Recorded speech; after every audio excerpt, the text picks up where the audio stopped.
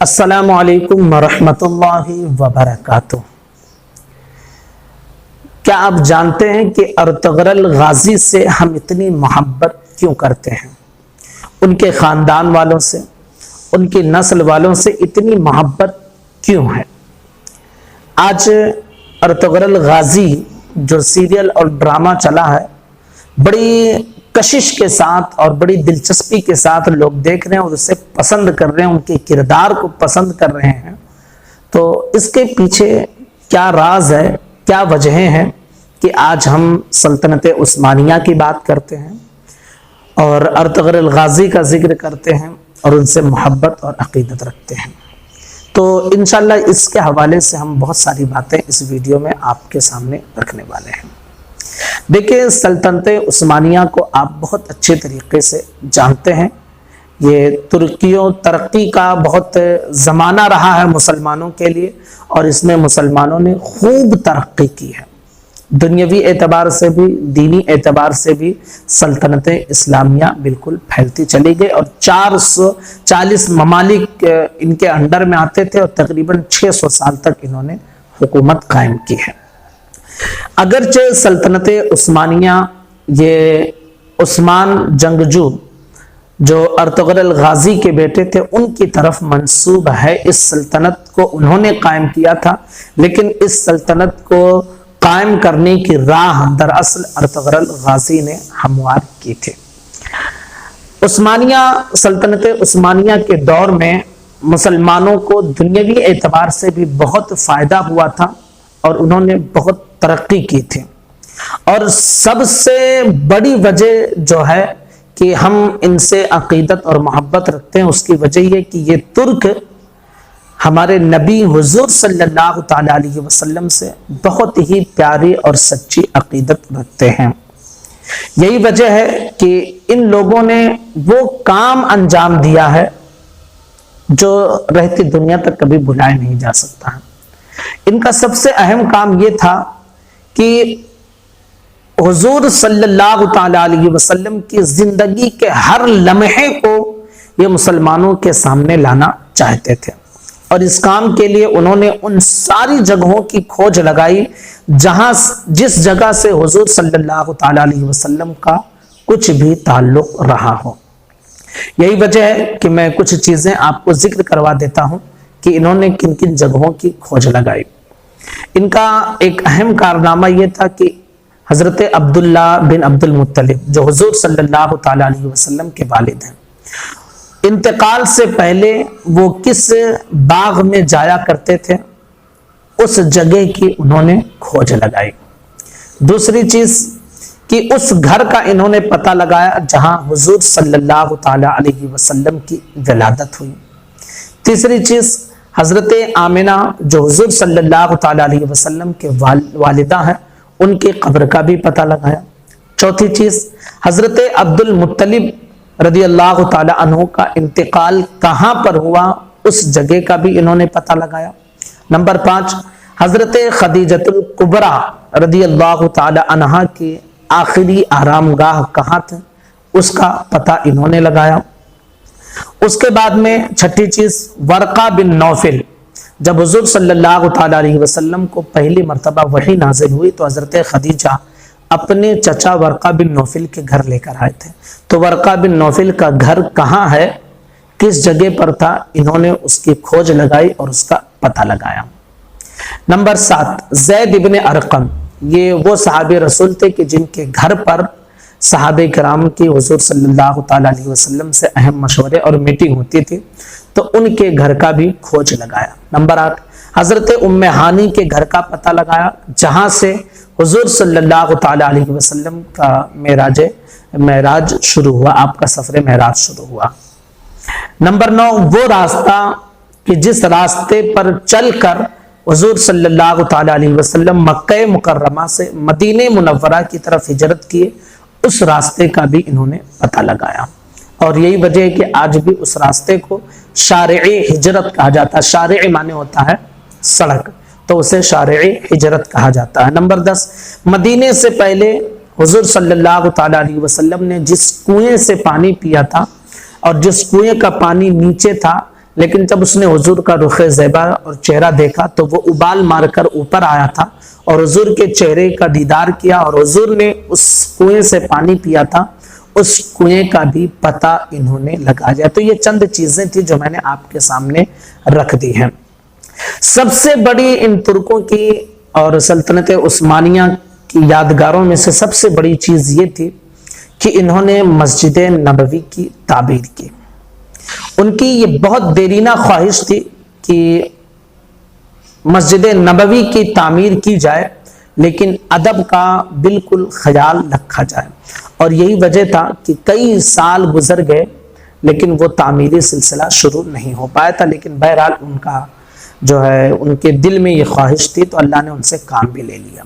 آپ جانتے ہیں کہ اس کے لیے انہوں نے کتنا اہم کارنامہ انجام دیا کہ انہوں نے اعلان کروایا کہ جتنے بھی ماہر فنکار ہیں ان کو جمع کیا جائے۔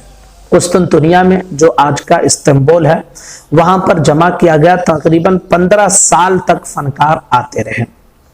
جب حکمرانوں کو یہ یقین ہو گیا، سلطنت عثمانیہ سنبھالنے والوں کو، کہ فنکار جمع ہو گئے ہیں، تو انہوں نے قسطنطنیہ کے قریب ایک بستی آباد کی اور وہاں پر انہوں نے ان لوگوں کو، فنکاروں کو، ماہرین کو ٹھہرایا، ان کے کھانے پینے ہر چیز کا انتظام کروایا۔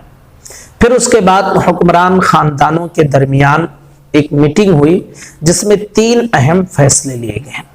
پہلا فیصلہ یہ تھا کہ یہ جو فنکار آئے ہوئے ہیں یہ اپنے نابالغ بچوں میں سے جو ہوشیار بچے ہیں ان کو اپنا فن سکھا دیں، یا اگر کسی کو بچے نہیں ہیں تو وہ اپنے کسی شاگرد کو اپنا فن سکھا دیں۔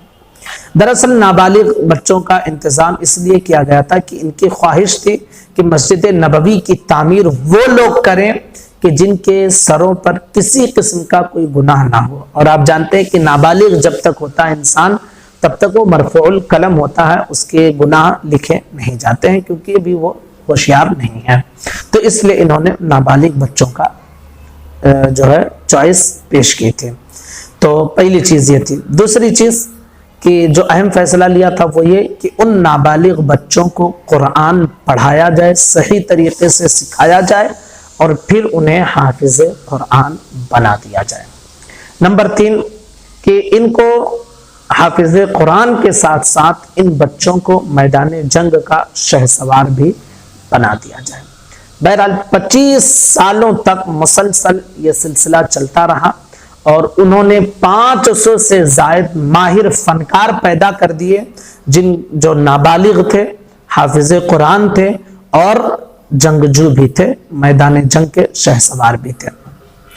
پھر اس کے بعد دھیرے دھیرے سارے سامان اکٹھا کیا، اور آپ جانتے ہیں کہ کتنا اہم کام تھا کہ وہ پتھر جو مسجد نبوی میں لگانا تھا، انہوں نے مسجد نبوی سے جو ہے پتھر مسجد نبوی میں جو لگانا تھا ان کانوں سے نکالا تھا، جو بالکل نئے نئے کان کھودے گئے تھے اور وہاں سے نکالا گیا۔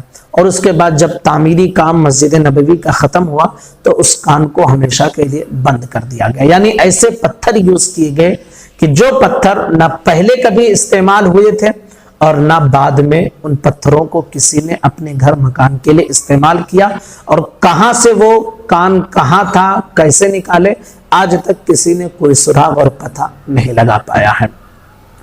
دوسری چیز یہ تھی کہ لکڑیاں جو استعمال کر رہے تھے وہ ایسے جنگلوں سے لکڑیاں لا رہے تھے کہ جس جنگل میں کسی انسان نے قدم نہ رکھا ہو، جو انسانی آبادی سے بہت دور تھا۔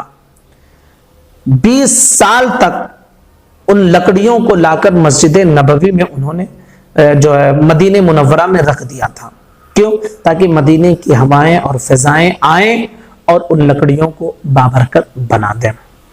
تیسرا تھا کام ان کا یہ تھا کہ جو رنگ وغیرہ مارنے تھے، تو رنگ وغیرہ جن درختوں اور جن سمندری خشکی والے پودوں اور درختوں سے جو رنگ نکالنے تھے، تو ان خاص پودوں کو اسلامی ممالک سے لایا گیا تھا۔ پچکاری کے لیے یعنی رنگ مارنے کے لیے جن قلموں کا جو قلم بنائے گئے تھے ان کو انہوں نے خاص ایران سے بنوایا تھا۔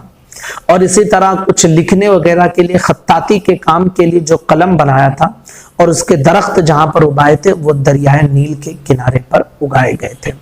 تقریباً مدینہ منورہ سے 12 میل جو لگ بھگ 18 کلومیٹر دور ہے، وہاں پر ان لوگوں کو بسایا گیا اور وہاں پر کام ہوتا تھا، اور پھر وہاں سے چیزیں اٹھا کر لاتے تھے اور مسجد نبوی کی تعمیر ہوتی تھی۔ ان لوگوں کو 2 ہدایات خاص طور پر دیے گئے تھے جو بہت اہم تھے۔ ہدایت یہ تھے کہ جب تک مسجد نبوی کی تعمیر ہوتی رہے اس وقت تک آپ کو ہمیشہ باوضو رہنا ہے، اور دوسری ہدایت یہ تھی کہ تعمیر کرتے کرتے آپ کو قرآن مقدس کی تلاوت ہمیشہ کرتے رہنا ہے۔ اب ذہنوں میں یہ سوال پیدا ہو سکتا ہے کہ بھائی 18 کلومیٹر دور ان کو کیوں رکھا گیا تھا؟ تو آپ جانتے ہیں کہ حضور صلی اللہ تعالیٰ علیہ وسلم کا روضہ مبارک وہاں تھا جس کا ادب اور لحاظ بہت ضروری تھا، اور پتھر وغیرہ تراشنے میں، لکڑیاں کاٹنے میں آواز پیدا ہوتی ہے، اس لیے بہت دور رکھا گیا تھا تاکہ یہاں شور شرابہ نہ ہو۔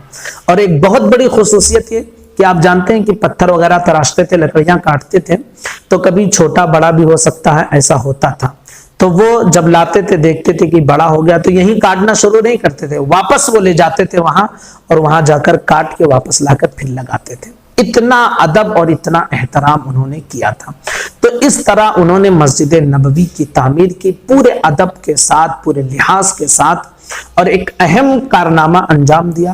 اسی عقیدت اور محبت کو ہم جب دیکھتے ہیں کہ ارطغرل غازی اور ان کی اولاد میں ہے تو حضور کی محبت ان کے دل میں ہے، اس لیے ہم ان کے لیے بھی اپنے دل میں ایک نرم گوشہ رکھتے ہیں، اور اپنے دل سے ہم ان کو بھی پیار کرتے ہیں، محبت کرتے ہیں، ان کی نسل والوں کو ہم چاہتے ہیں۔ تو یہ دراصل ارطغرل غازی کو جو لوگ چاہتے ہیں اس کی بہت بڑی وجہ یہ تھی کہ وہ حضور صلی اللہ تعالیٰ علیہ وسلم کی زندگی کے ہر لمحے کو مسلمانوں کے سامنے لانا چاہتے تھے، اور سچے پکے طور پر حضور سے محبت کرنے والے تھے۔ تو امید کرتے ہیں کہ آپ کو ہماری یہ کلپ ضرور پسند آئی ہوگی۔ السلام علیکم ورحمۃ اللہ وبرکاتہ۔